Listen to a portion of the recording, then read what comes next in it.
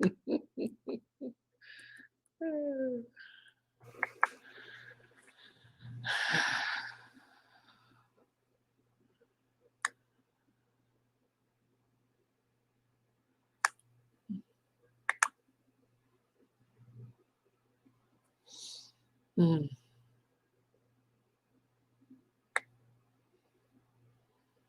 Yes, we're live.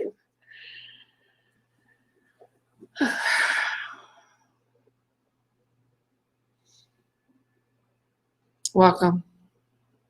Welcome, welcome, welcome. Welcome to this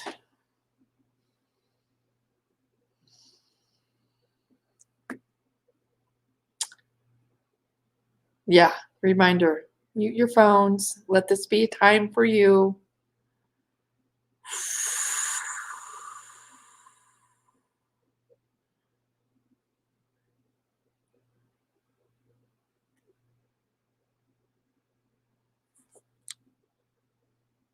Okay, all good. Welcome, welcome, welcome to Make Shift Happen. Isn't that what we are here to do in life, is make shift happen? To be those teachers, those wayshowers for others that are looking and searching for those like us. Want a little bit of guidance, want to be able to speak their truth with. As I was just doing that with a really good friend of mine this morning.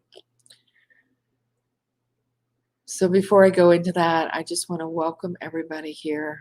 I want you to just welcome to come on in and sit here for a little bit as we open up the new landscapes that are within us. Open up these new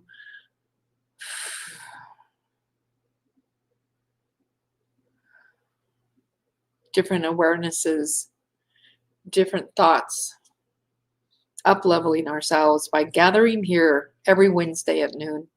For those of you that are new to me, hello, I'm Tammy Lee, the discoverer of the Emerald Compass. I am a magical shift maker and way shower, guiding and teaching others to reconnect to their profound ways within their sovereign sacred self, and bringing and activating that sovereign sacred self within each and every one of us. As a cosmic bridge, I help to facilitate the connection to that inner vast landscape that awaits you and I, that yearns for us to all come back home to it, our essence, our spirit. And within this inner landscape, there is a harmonic flow, an original intention of our individual seed of creation and who we came here to be, do, have, create, and excel in. Welcome, welcome, welcome home to you. I know this can be a treacherous road, path to walk upon. It's not all fun and games. It's not for the weak of heart. Yet it is something we require to do, to find, to become whole, WHOLE, whole within. You know, as I'm 59 now, and throughout my years, I've always been told to look outside myself. You too? I've always been told to look outside myself. And the answer's not there. Because usually when we look outside ourselves, we're in our head. And when we look within, we're within our body, we're within our heart space that truly gives us the full answers. Today, as I was talking to two different women, um, today being able to speak our truth, no matter if we're moms, grandmothers, wives, friends, to be able to speak our truth within a relationship is part of what keeps us from recognizing our own personal landscape, our own personal knowing. And when you have that relationship with someone that lovingly brings forth different things that they see in you, what a relationship that can be. To be able to have an honest, open discussion. And this past week, open, honest discussion, right? This past week, we've had a young one take his life that chose a different way, that chose a way out of being here on earth. And I have, so some of these classmates can feel abandoned. So that's one of the things I've been working on this week is abandonment. Well, okay, that is a actual, I really believe that I came into this lifetime to help me for once and all clear, transmute, heal back to the original seed of when I was first abandoned. And that's something of my personal work that I continue to do. That way, the more I clear, heal, understand, know, see my own abandonment challenges, the more and the more layers that I can work on and heal and transmute, clear. Sometimes we have attachments, sometimes we have agreements with other beings, or sometimes we have agreements with another aspect of ourselves that keep us in that abandonment energy, thought form, in order to keep us little. Because, darlings, we have magnificence, radiance, power. Yes, each and every one of you.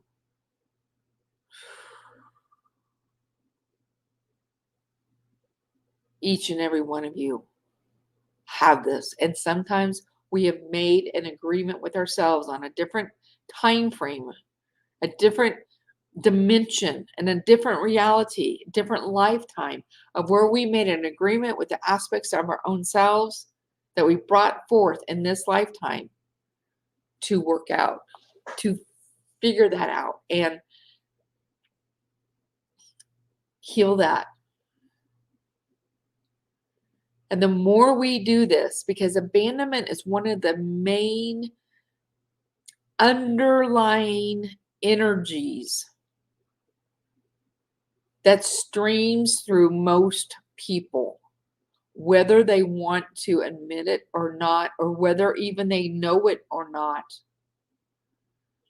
I had a conversation with a dear friend today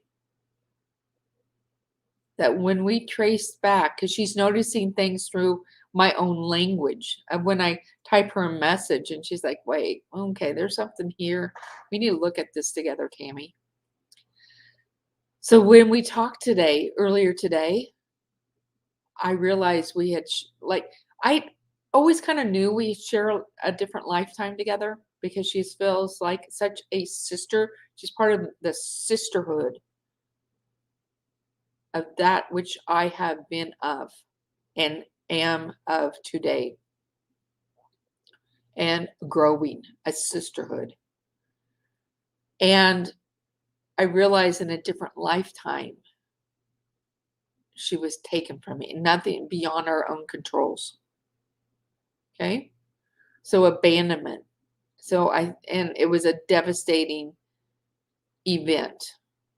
Like, I can see it now. That's part of the work I do, is going back into different lifetimes, going back into our soul's journey, which some people call our Akasha.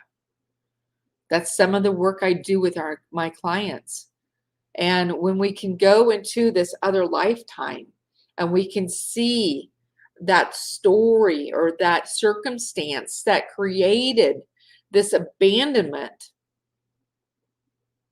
that I didn't even know I had with her, until the two of us were able to sit with each other and feel into the energy together and be able to voice our truth with each other. And tears flowed for me. Like, wow, did not even know that was there. So when we allow ourselves to be that with each other, we allow so much more to come forth. Allow such a trust and truth even within ourselves. So as I was sharing, this community, the small community where I'm at, this young man chose to take his life this past weekend. So there's a lot of abandonment. I can feel it. I sense it. Abandonment. Like, why did you leave me? Why did you choose that? There's questions. So as I work more on mine abandonment issues and challenges, which I've done for years, the more I can support and help others that are going through it, have gone through it, are experiencing it, helping clients to realize that, sometimes not knowing what that feeling is we're feeling. Sometimes not realizing what there's a disconnect. Like, maybe it's so subtle. You kind of know it's there, but it's so subtle that it kind of bypasses. This is one of the most important reasons, darlings, that we are to work on ourselves, whether it's with me or someone else. Work with somebody to start healing that innermost, deepest part of you. Yes, we start at levels up here, and then we go deeper and deeper and deeper and deeper. And with that, we become stronger. We become the Wayshower. We become that magical shift maker because we work on ourselves. And the more you work on yourself, the more you can be seen, the more you can actually see others. To be seen in who you really are is one of the greatest gifts you can give to yourself and give to others. I see you. I used to ask my closest friends, help me to see me through your eyes, because they would tell me things. I'm like, but my self-awareness, because I've never had anybody teach me that,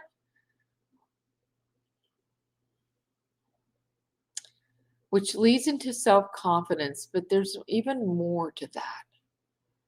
There's even more that I needed to see me through other people's eyes.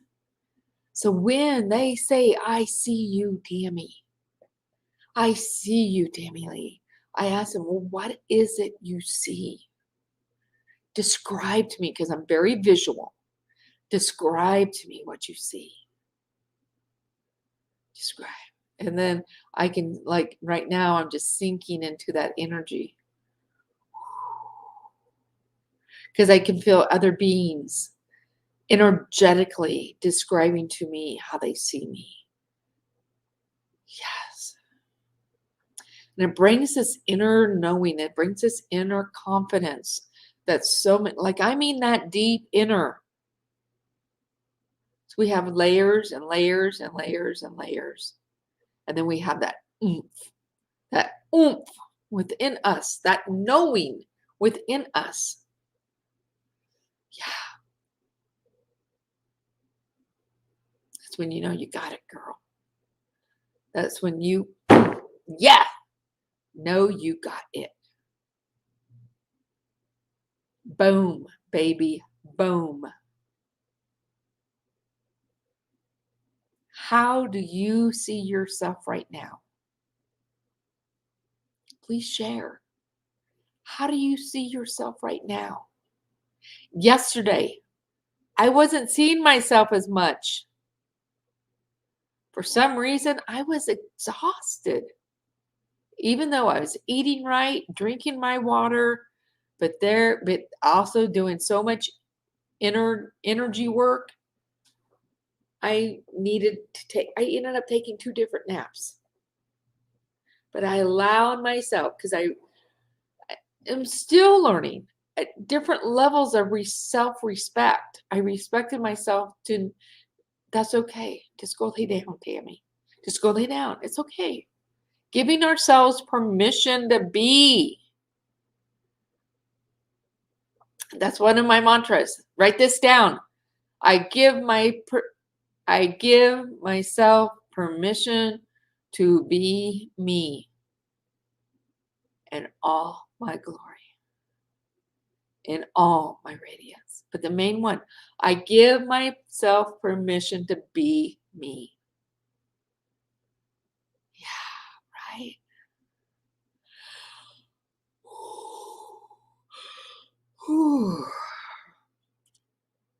Repeat that. I give myself permission to be me.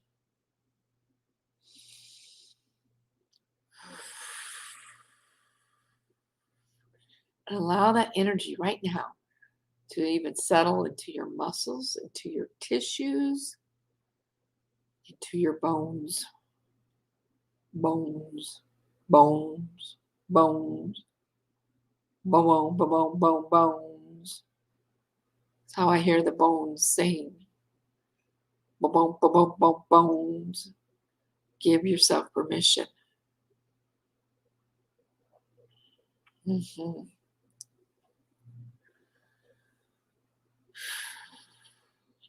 Another way, we need to allow ourselves to feel the emotion of the abandonment, that destitution, that longing to be found. However it comes across, there's so many people that don't allow their emotions to be felt. There's so many people that don't allow their emotions to be felt. Are you one of them? That's not one of my things. Well, I would say 95% of the time.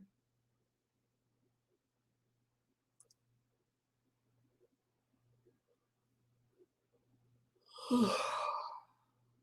95% of the time.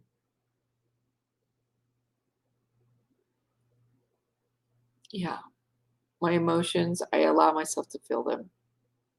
Sometimes I can feel myself like holding on to them, taking a deep breath. And then when I do, I can also feel it. What's that word? Like fester inside of me.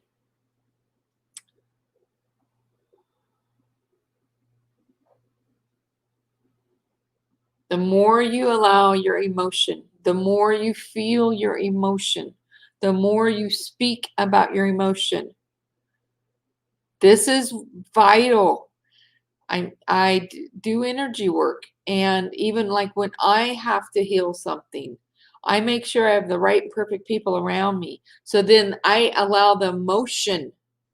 Like if it's something beyond I know I can deal with on my own, because I still do this with myself, I allow the emotion to speak. I allow the emotion to be heard. To be heard. These things that we have trapped inside of us, these different thoughts and emotions, beliefs, perceivedness, how you perceive things, how you create a non-existent future, a non-existent reality in your brain by your thoughts.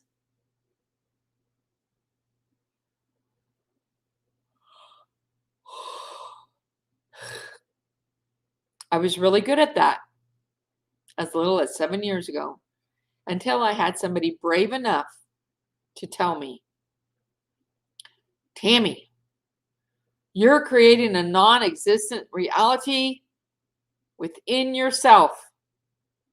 You're creating a non-existent future within yourself by thinking of all these scenarios. And by doing that, you're releasing all these different endorphins from your brain, and you're making yourself fat.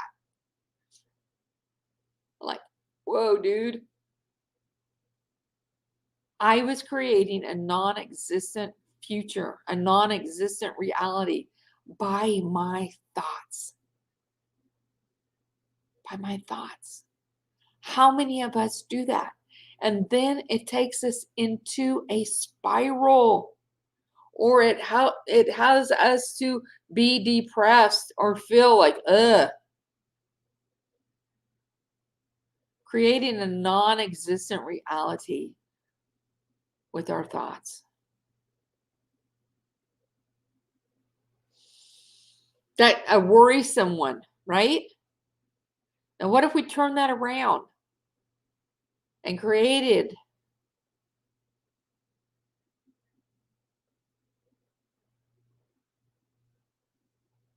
which isn't that a non-existent? Okay, I'm trying to see if this makes sense. A non-existent reality with uplifting thoughts. Can we actually pull that towards us? Yes. Can we pull towards us the negative thoughts? You better believe we can. When I left my, what was that? Oh, when I went on my sabbatical, thank you for that one. When I went on my sabbatical from my marriage, November 2013, for like 6, 8 months, almost even a year, I knew it was because nothing had worked. Nothing. And believe me, tried everything. Tried everything that was humanly possible that I knew of, from A to Z. And nothing worked. Like, stayed with it. Ah, okay. So I chose to take a sabbatical. There was no hope left. There wasn't even a stream, not even like a thread. I really thought we were done.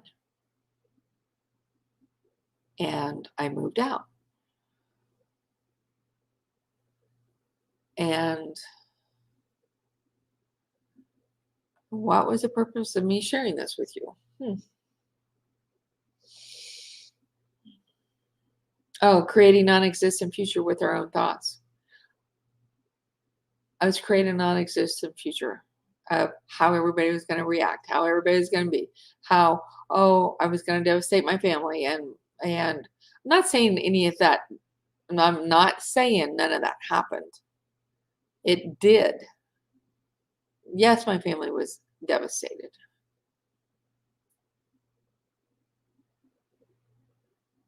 However, until I had this person like put that in my face, it could have been worse. It could have been even more devastation. It could have been even more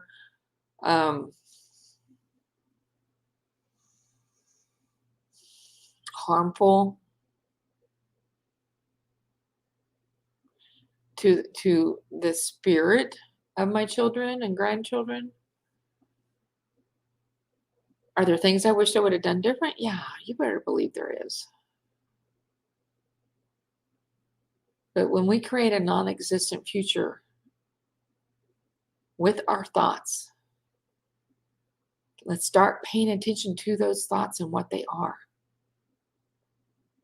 Because that actually kept me stuck.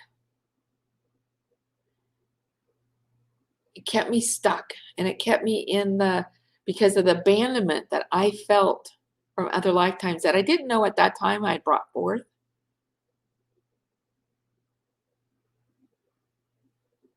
I kept those thoughts. Those thoughts kept me stuck, and I didn't realize it at the time. From making movement, from putting one foot in front of the other. And I hid the misery I lived in. I hid it. Now, granted, I'm not saying like there's all these different parts of us, right? There was that part of me that was misery, that part of me that still had joy, still had happiness, had sadness, had abandonment. But those things are what I was thinking about instead of the joy, the resurrection. Okay, I don't know where that word's coming from, but things were resurrected because truth was finally starting to be heard and said. And that's why when we can share our inner deep most thoughts and feelings with another, we can resurrect ourselves. We can resurrect ourselves. We have that power. We have that power to resurrect ourselves. We do not need any outside force. How many times in your lifetime of growing up has people said, and usually this comes from religion, go outside yourself, look up to the heavens, pray. You're always praying outside, right? Instead of going within. Instead of going within. That's where your magic lies, darling. That's where your magic is within you. Yes. So just stop and think. Are you working on those internal crutches that may be dwindling your magic? That may be pulling you back from your full power? As I said earlier, I came forth in this lifetime to heal abandonment. That's what I've been doing within me. So I can hold that sacred space for others that are feeling abandoned right now. And that's what's been showing up as I've been holding space for my grandchildren that knew this young man, for my daughters that knew this young man that chose to take his life. And sometimes we don't see a way out. I've been there. I've been there.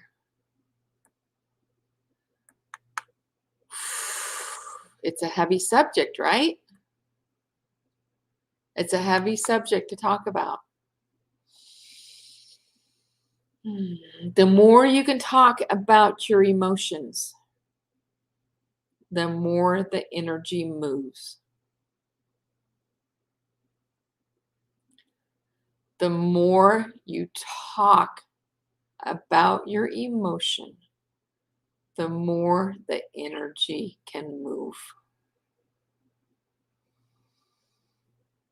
Hear this. The more you can talk about your emotion with someone, the more that energy can move. It doesn't want to stay stuck within you. And then the more you can be that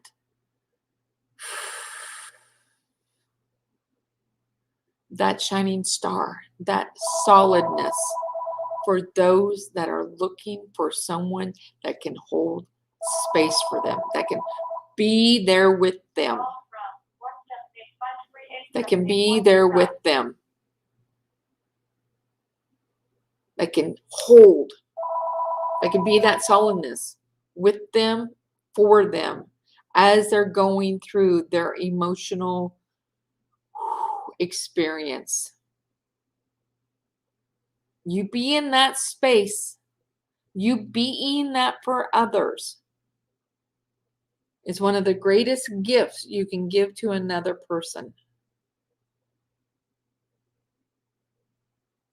And there's going to be more and more and more people needing the solidness of another, that they know you're strong enough to maybe even carry them for a bit.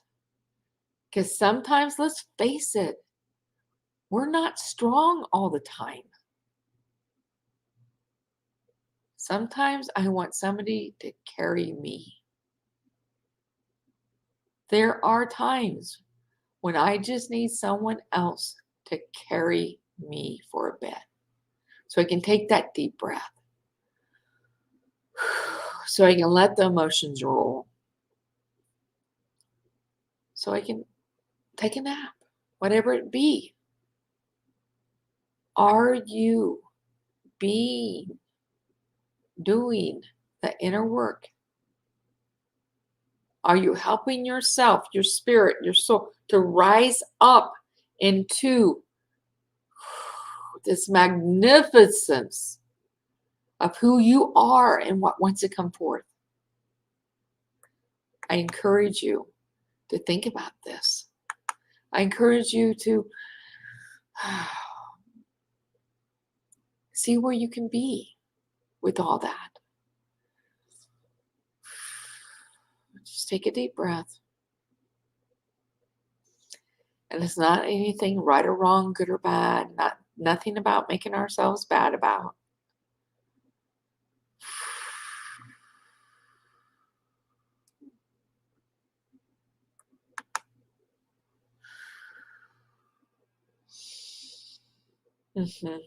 Find that other person, whether it be a mentor, a coach, that does energy work, that you can allow your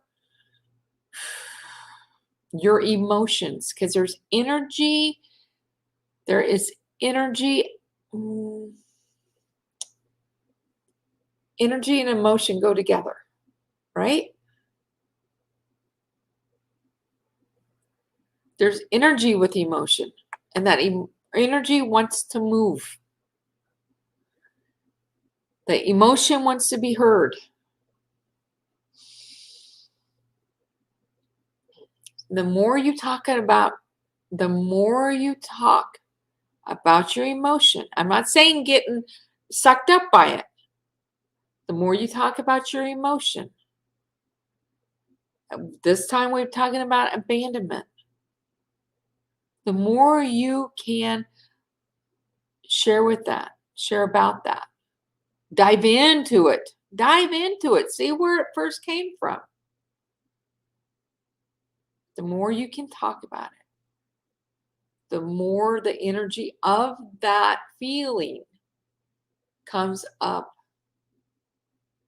and can move out, can be set free, transmuted, clears a pathway for more life force energy to come into you and assist you in being this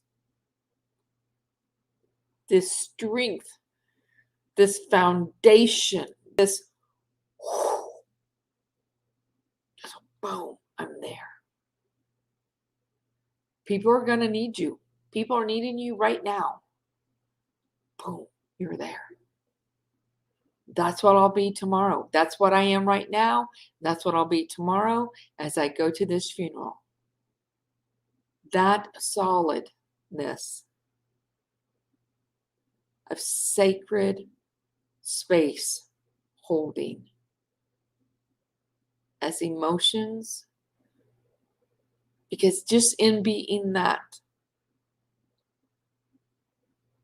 the energy of the emotion knows you're there in that room, in that church, wherever it is. And the energy no longer stays stuck. Especially when we're gathered in a big way. Because just imagine, there's all these people, right? And there's all this emotion. And it's rising. And it's becoming like a collective. Even the emotion is collecting with each other, right? So it keeps more the sadness, more the despair, more, it keeps like a cloud, like a heavy blanket on top of all these people that are experiencing the devastation of a loved one lost. Loss, LOSS. So as we can stand, now the more you work on yourself, the more you can stand in this, right? This sacred space holding self that you are. That is why we do this work. That's one of the reasons we do this work.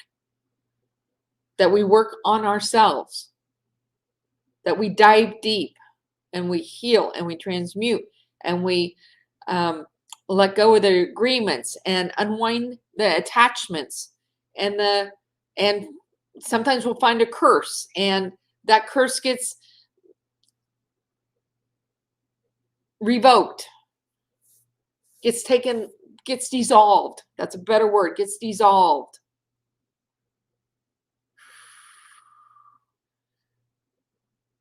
I hope you can feel my energy, because this is vital work we are doing.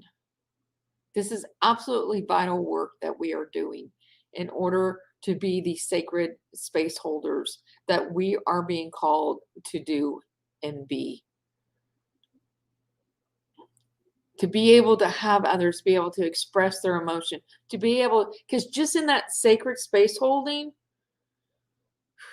and allowing all the emotion to flow up, and in that space holding and being in your heart space so deep, so concrete, that you can feel your essence like even vibrating zoom, zoom, zoom, zoom through you, as within as without, right? So you can feel that. Okay. And you have this intention. You set that intention. I am that sacred space holder. I am the sacred space holder. I am the sacred space holder for this funeral. I am the sacred space holder for this event. I'm the sacred space holder for my grandsons. See, emotion? Yes, and I let the emotion even move through. And when we are in our heart space, because our heart is so love, so much love, so much love, so much love, like a purity. And I even have a vision, like I can even visualize, like my heart is like this open rose, or like this white petals. And now this is a practice I teach others, but we get into that heart space, that softness of allowing all that emotion, oceans of emotion to move. You all have the capability of doing that. If you choose to be. See, I choose to be that because I know the importance, the vital importance of allowing emotion to move. of allowing emotion to move. When you do, you allow the energy that's stuck with it. Yes.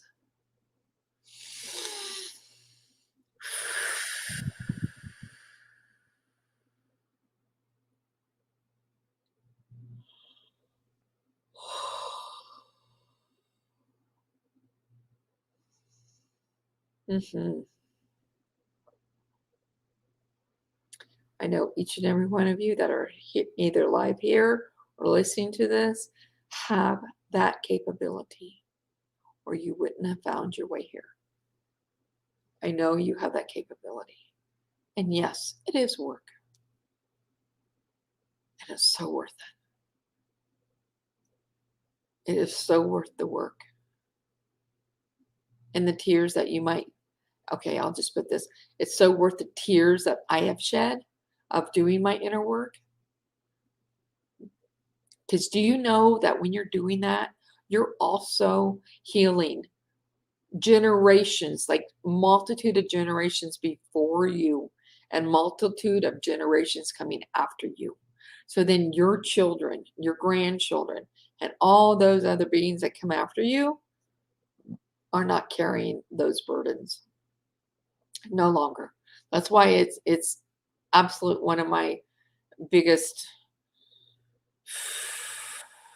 reasons of doing my work is not only to facilitate change within my own soul's journey, my own akasha, but my own lineage.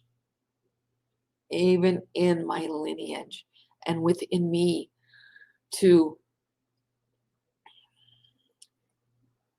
and one of my main things here is to make sure this abandonment, this energy of abandonment, the experiences of abandonment, that I have healed every aspect, every nugget, every minuscule particle of abandonment within me.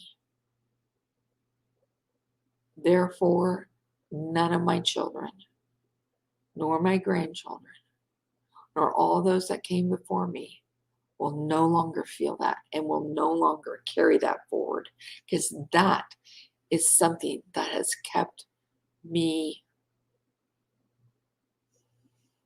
sometimes scared, sometimes stuck,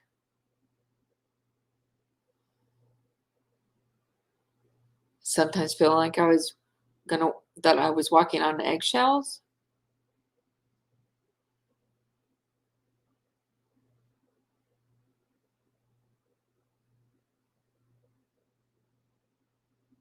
And now,